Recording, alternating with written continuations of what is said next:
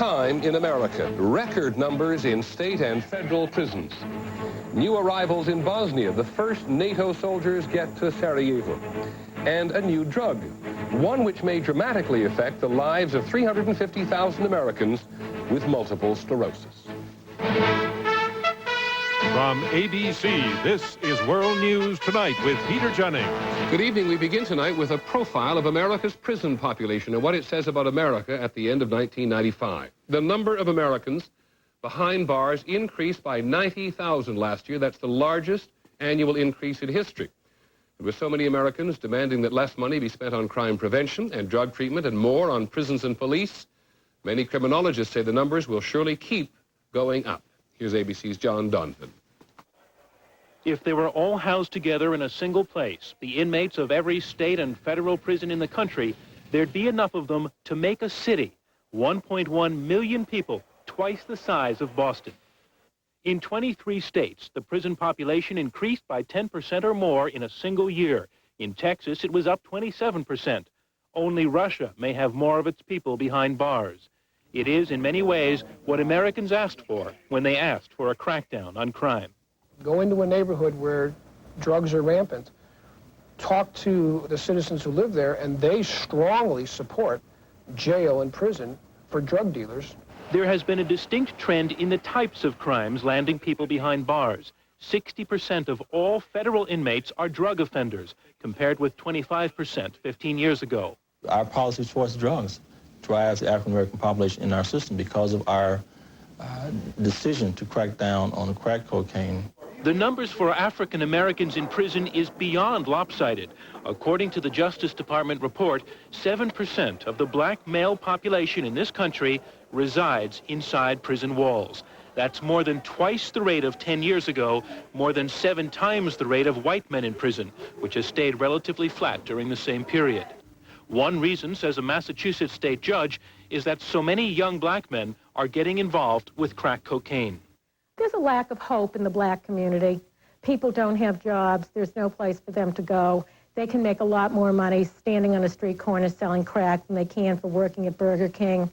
But drugs, says a co-author of the study, is not all that's putting people in prison.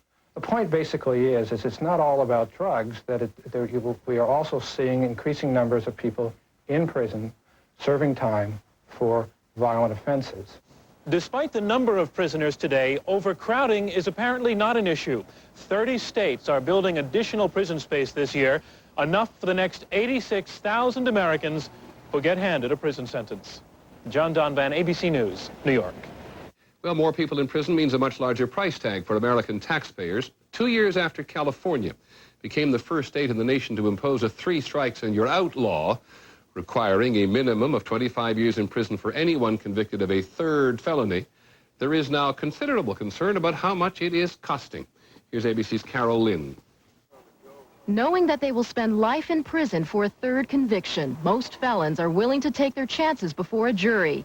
Jury trials are up by 25%, and with many of these felons requiring public defenders, the additional 3 strikes cases cost taxpayers more than $100 million last year alone.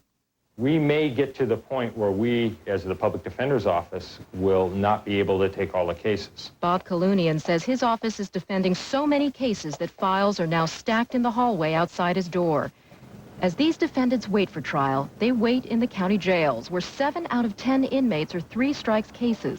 The need to house them means other criminals convicted of lesser crimes, misdemeanors, are either serving shorter sentences or none at all. The drunk driving offense, the assaultive behavior, carrying a concealed weapon, these are misdemeanor offenses. And we're getting to the point with overcrowding where the sheriff just will not accept misdemeanor sentences in the county jail. County officials want the state to reimburse Los Angeles for the cost or raise taxes. Either solution will take at least 2 years to implement. During that time, Los Angeles will spend in excess of $600 million housing, defending, and prosecuting 3 strikes cases. It's a law with overwhelming public support. Now the public has to find a way to pay for it. Carol Lynn, ABC News, Los Angeles. Still ahead this evening, we'll have some of the other news, ranking the threats to American troops in Bosnia, one by one. ABC's John Martin with a man who knows how the government is being defrauded, and it is your money, and diminishing the role of Santa Claus for the good of the family. After I use my Sensonic toothbrush, my whole mouth feels tingly. I feel like I could kiss The dentist. I had reduced the plaque. It does virtually all the work for you. It massages the gums and loosens up. my husband. He likes it. He Feels smooth, highly polished. Sonic waves, 30,000 vibrations per minute. It's a unique sensation. Sensonic Plaque Remover by Teledyne Waterpick. I know my teeth are really clean. Now available at Best Products. I just wasn't satisfied with the way my headache medicine was working. And then my doctor told me about a medicine called Arutis. Of all the prescription pain medicines, 82% of doctors surveyed have prescribed Arutis. And now it's available in a non-prescription strength. Potent new Arutis KT. Just 25 milligrams is as effective as 400 milligrams of Motrin IB, 440 of Aleve, or 1,000 milligrams of extra-strength Tylenol. Now I've got Arutis KT. New Arutis KT, the potent medicine for pain. In Bosnia today, the deployment has begun. Just a trickle at first, an advanced team of NATO soldiers, including 2 American Army sergeants. They all arrived in the capital of Sarajevo, and 60,000 others, a third of them Americans, are now going to follow within weeks. In Sarajevo today, for us, ABC's Tony Bertley. A US C-130 arrived in Sarajevo today carrying the first group of NATO troops. Most of today's contingent were British. The US deployment amounted to just 2 soldiers. We'll be setting up the headquarters for the bigger force to come down. They are part of an advanced group of 2,600 known as the Enabling Force, who'll be setting up logistics and communication centers for the tens of thousands of NATO troops still to come. Almost all of the 20,000 US troops will be situated in the Tuzla sector in northeast Bosnia. The more dangerous part of the country may well be in the Sarajevo sector, which will be controlled by the French. People in the Serb-held suburbs of Sarajevo are bitterly opposed to the Dayton Agreement, which puts them under the control of the Muslim Croat Federation. Today, Serb authorities rejected outright the Dayton Accord and announced they will hold a referendum for the people to decide. The Serbs here say the war is not yet over. Thousands of people that for the time being are either saying they will leave that area, and that is a humanitarian catastrophe, 40 to 60,000 people fleeing Sarajevo, or they will fight, and that is a serious military problem. One senior US official said today that the Serbs in these neighborhoods will be reassured when the full complement of NATO troops arrives here, but at the moment the Serbs find that hard to believe. Tony Bertley, ABC News, Sarajevo. The Pentagon is still in the process of trying to determine all the risks that American troops will face once they all get to Bosnia. Today, the Secretary of Defense, William Perry, talked about some of the risks, and here's ABC's John McCarthy. Secretary Perry's words today were meant to be reassuring about all the potential threats American soldiers may face. The U.S. troops are going to Bosnia to enforce a peace, not to fight a war. But Bosnia has a long history of settling scores violently. There is concern U.S. troops may get caught in the middle in some disputes or become targets in others by those who regard Americans as aggressors. When the Pentagon looks at protests by citizens bitter about having to give up land, analysts see potential problems for U.S. soldiers who may be called upon to force people to move. But military analysts are not especially worried by the standing armies of the Bosnian Serbs, the Croats, and the Bosnian government because they are generally under control of their governments. What is a major concern are those criminal elements, in uniform and out, that have run the black market in Bosnia, often killing with impunity. American troops could hurt business and limit their influence. Controlling them could be nasty.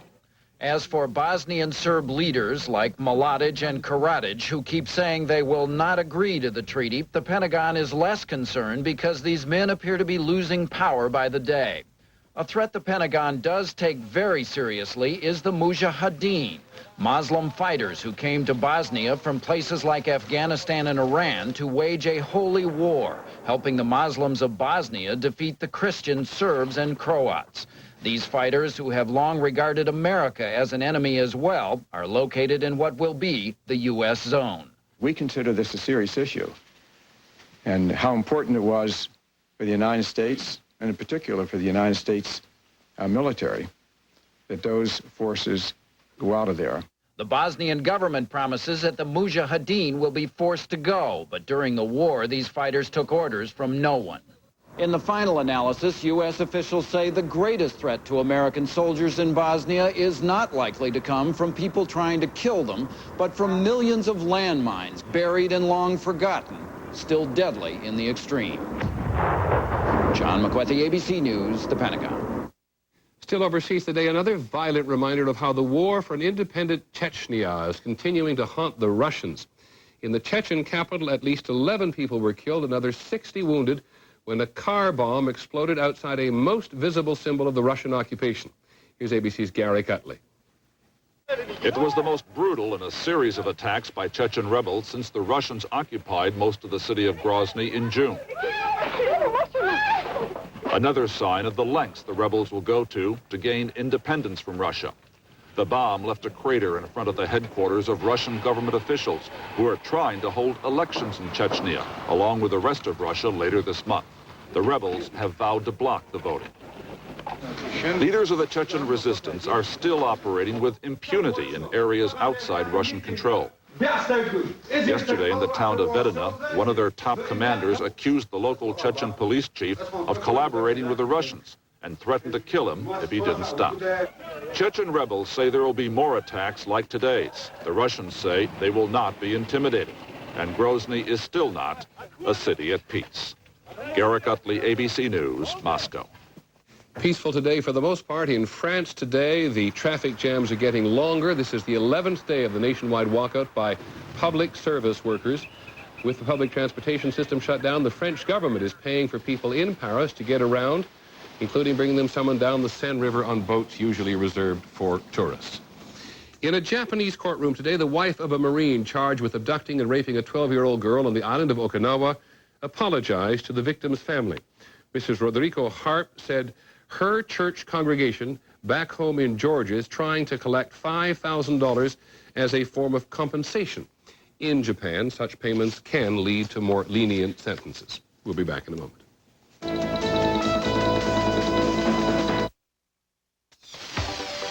Hey, what about an espresso machine? That's hot, but what about this watch? Cool. This. Sweater sets are very in. I love angels. It's a favorite holiday dessert. And here's a hint. It's shaped like something you put in the fireplace. Think you got it?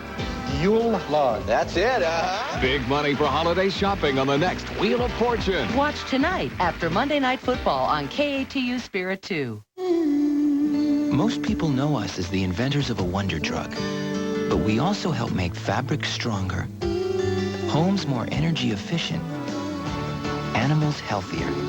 And we're helping to lead the way in biotech research. So much good we can do for each other. Oh, what a world it can be. Bayer. In healthcare, chemicals, and imaging technologies, we cure more headaches than you think. They may try to tell you one size fits all. Perfect fit. But long-distance plans that charge you one price per minute don't always save your business money over AT&T. Love it. In fact, this call comparison proves that you don't always save with other carriers. No matter what they offer you. Only AT&T guarantees a competitive price. Call 1-800-COMPARE. If you don't agree, we'll give you 1 month's worth of long distance, up to $500. Perfect! Today you can't count on much, but you can count on AT&T for the life of your business.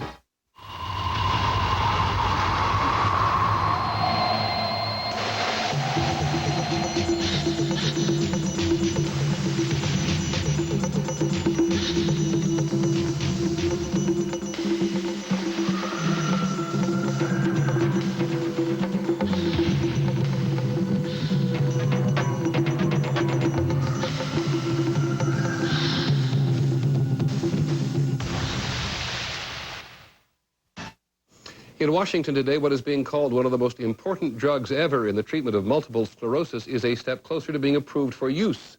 Here's ABC's George Strait. All those in favor of the answer being yes, raise your hand.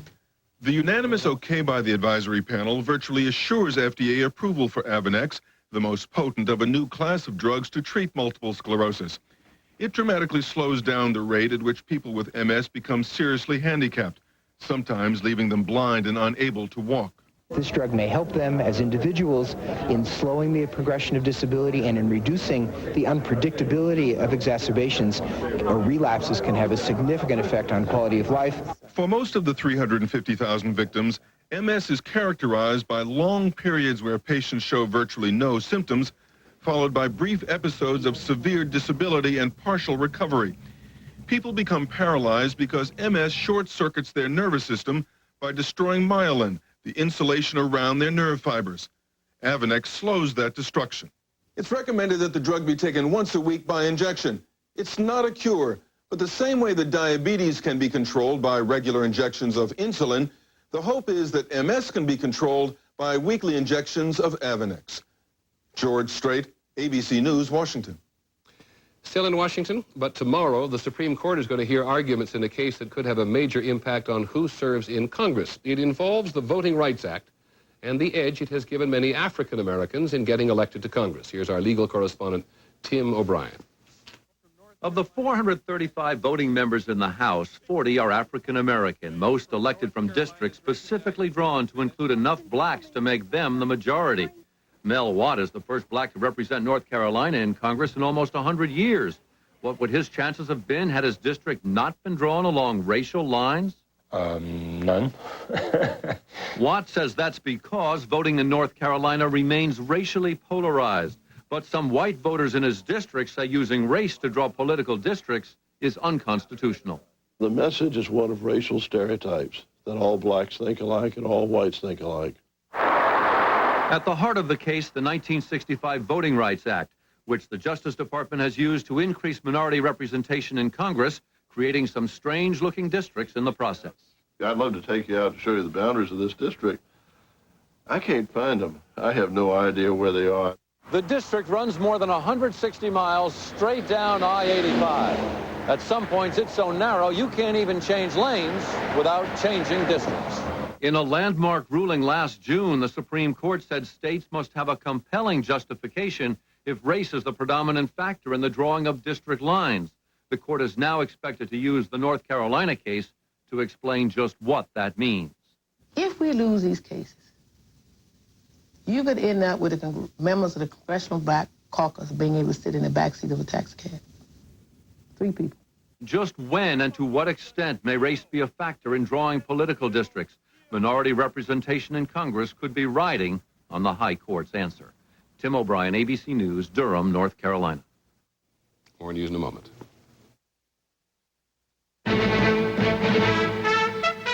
World News Tonight with Peter Jennings and Your Money. Brought to you by the companies of the Travelers Group. Some people see the world of financial services as it is. Others see it as it can be. Bolder, more creative, easier and faster to travel. Able to offer new products and services by combining the best thinking of the best minds in investing, insuring, and lending. The companies of Travelers Group. Share the vision. Travelers Insurance, Commercial Credit, Primerica Financial Services, Travelers Bank, Smith Barney. Hey guys, I'm from Radio Shack. Got a question. No, wait. Your folks want to know what you want for the holidays. A new spring wardrobe or a radio-controlled car from Radio Shack. Whoa! Guys. Guys! Hey, guys! What about the clothes? They weren't great. What kids want at Radio Shack. You've got questions, we've got answers. 30 years ago, we promised to take care of each other. Seems like only yesterday. And today we're taking better care of our health with Ensure. Ensure is recommended #1 by doctors as a source of complete, balanced nutrition. More than a vitamin supplement, Ensure has all the nutrients adults need to help stay healthy, active, be energetic. Drink Ensure as a meal. Or in between meals. Ensure to your health, honey. Oh, to our health. Ensure, recommended #1 by doctors. Nobody does it like you. For high traffic areas, now there's the deep cleaning power of the new Hoover Steam Vac Deluxe with 5-brush agitator. Nobody does it like you. You don't inherit it from your ancestors. Gum disease is caused by germs. Only germ-killing Listerine is clinically proven to help prevent the gum disease gingivitis. Kill the germs. Spare your gums. Listerine, the power of prevention. For our weekly investigation of how the government spends your money, we're going to turn things around a bit. Tonight, a case of how not spending is going to cost taxpayers a fortune. Here's ABC's John Martin. Barry Somm spent 14 years working in this building in Tacoma, Washington as a welfare caseworker. In 1988, he was Employee of the Year.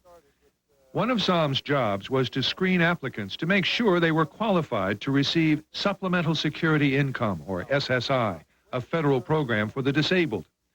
But 6 months ago, a grand jury indicted Somm for taking bribes to illegally help people who were not disabled receive the aid. He confessed, pleaded guilty, and faces 5 years in prison. How much money did the taxpayers lose as a result of what Barry Somm was doing? Just for Barry Somm himself, hundreds of thousands of dollars. Agents say what this man did cost U.S. taxpayers more than $5 million. Over 10 years, Jimmy Vo helped more than 200 people claim disability benefits illegally. It was understood amongst the community that if you wanted to have these benefits, you should go see Uncle Vo, and he would take care of it. For example, this Tacoma woman, Sadong Se, got $40,000 in SSI benefits, claiming through Jimmy Vo as her translator that she was disabled and could not drive a car. But this time-lapse police surveillance videotape showed she was not disabled. I wanted to ask you about your case involving Jimmy Vo. No, you have asked my lawyer. I don't know. Sadong Se is on probation. Jimmy Vo is in prison. But Barry Somm says the SSI system is still not free of corruption. So there are other people here who are getting bribes? Yeah. Still? Still. In Tacoma alone, this task force is looking into 600 cases of suspected SSI fraud involving Asian-born translators and middlemen. But this kind of SSI fraud is a national problem involving immigrants from all over the world. And even though federal funds are being lost, it is local authorities who must deal with it. That's because, for the entire country, the agency in charge of SSI, the Social Security Administration, has only 85 fraud inspectors. It spends barely $4 million a year on detection. That's less than Jimmy Vo alone cost the system. Senior Social Security officials say they have requested 50 more agents. We are aware that there's a problem out there, and we are concerned about it, and we will not tolerate it. But the mood of Congress is not to add agents. In the last 4 years, it has cut the budget for investigators by 17%. Federal auditors say there's almost no way to estimate how much money thieves are stealing from the SSI program. But since the government spends $22 billion a year on benefits and almost nothing on detection, the loss almost certainly is hundreds of millions of dollars. That's your money. John Martin, ABC News, Washington. We'll have our final report in just a moment. First, the Wall Street scores on speculation today that interest rates are heading down. The Dow Jones Industrials went up another 52 points to close at 5139. On the NASDAQ market, stocks gained about 14 points. Our final report tonight on asking people to rethink the value of Santa Claus. Personal hygiene is a responsibility. Hold your brush at a 45-degree angle. 45 degrees. Use strokes half a tooth wide. It's not easy fighting plaque. Gentle. That's why there's the new Norelco Dentaflex. Its unique dual-action brush is tough on plaque, and it flexes back if you press too hard. Don't forget those back teeth. They're not back there because they're not important. Plaque can be stubborn as a mule. Norelco Dentaflex. Don't brush the hard way. Keep your eye on these vegetables. They're about to be perfectly steamed, like food has never been steamed before. With carefully controlled heat, an easy-to-see-through bowl, a lid with a good tight seal, and perfect timing to keep in all the wonderful flavor. The Black & Decker Handy Steamer. When it comes to deliciously steamed food, timing is everything.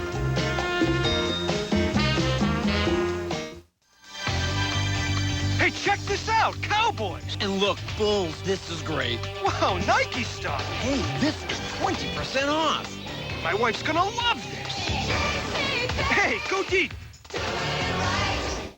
It happens in the hospital. It happens at home. When heartburn flares up, the #1 choice of hospitals is fast-acting Maalox. Hospitals can count on it for speed, and that's just what you need. Maalox, the first choice for hospitals, the fast choice for home. I'm Steve Dunn. Coming up at 6:30, the Senate race is down to the wire. We'll show you how the candidates are pulling out all the stops. And do we need cops on the internet beat? See who could be policing the superhighway soon at 6:30. Finally this evening, tradition. At the White House today, Mrs. Clinton showed off the first family's Christmas tree. It has 600 ornaments designed by architectural students from around the country. The traditional gingerbread house was replaced this year by a replica of the First Lady's childhood home in Illinois, a surprise for her from the White House pastry chef. In North Carolina, a serious attempt to break with tradition, or given the commercialization of Christmas, maybe a break from conditioning. There is a move afoot in North Carolina to curb the influence of Santa Claus, to concentrate more vigorously on the original meaning of Christmas. Here's ABC's Dean Reynolds. Tell Santa what you want for Christmas. In Durham, North Carolina, the local NAACP chapter thinks the meaning of Christmas has been overwhelmed by commerce and that people without much money are hurting themselves and their families in the annual frenzy of gift buying. So they've been getting the word out. The time has come to boycott Santa Claus. We're here in reference to the Operation Boycott Santa Claus. We're asking you to think 10 times before you spend Christmas dime. It's a message the churches here have been trying to spread for years. Reverend Philip Cousins supported the Boycott Santa campaign in his sermon on Sunday. The proper preparation for Christmas does not involve seeing how long it takes to press your plastic till you make your charge card smoke. Instead of buying all those toys which are so often discarded just 2 weeks after the holidays, this campaign is urging people to invest their money in savings bonds, retirement funds, or health insurance for their families. Organizers say the inspiration for the boycott came from October's Million Man March on Washington. After the Million Man March, we've talked about doing something. We've talked about lifting up our own communities. Here comes the biggest holiday of the year. What are we going to do about it? And while the NAACP, the National Association for the Advancement of Colored People, is behind this idea, its leaders say the campaign is not about race. It's not a black-white issue. It's a money and finance issue and a family security issue. For Yvonne Allen, a single mother of two, the idea makes sense. You shouldn't have to be pressured that because it's Christmas time, you have to go out and spend your every dime. This campaign is not an easy sell. It asks people to think before they spend and to imagine all the bills that might come due next month after Santa Claus and their savings are gone. You gonna give me a hug? Dean Reynolds, ABC News, Durham, North Carolina. And that is our report on World News Tonight. Before we leave, we welcome 2 new affiliates to the ABC television network. In Tennessee, WPTY 24 Memphis and WEHT in Evansville, Indiana, News 25. Good to have you both. I'm Peter Jennings. Good night. This has been a presentation of ABC News. More Americans get their news from ABC News than from any other source. Join Barbara Walters with 10 of the most fascinating people of 1995. Box office sensation Jim Carrey. I'm just a carbon-based life form. Monica Seles, Christopher Reeve, and the latest passion of JFK Jr. If you were president, what would you do? It's an ABC special with Barbara Walters, Tuesday.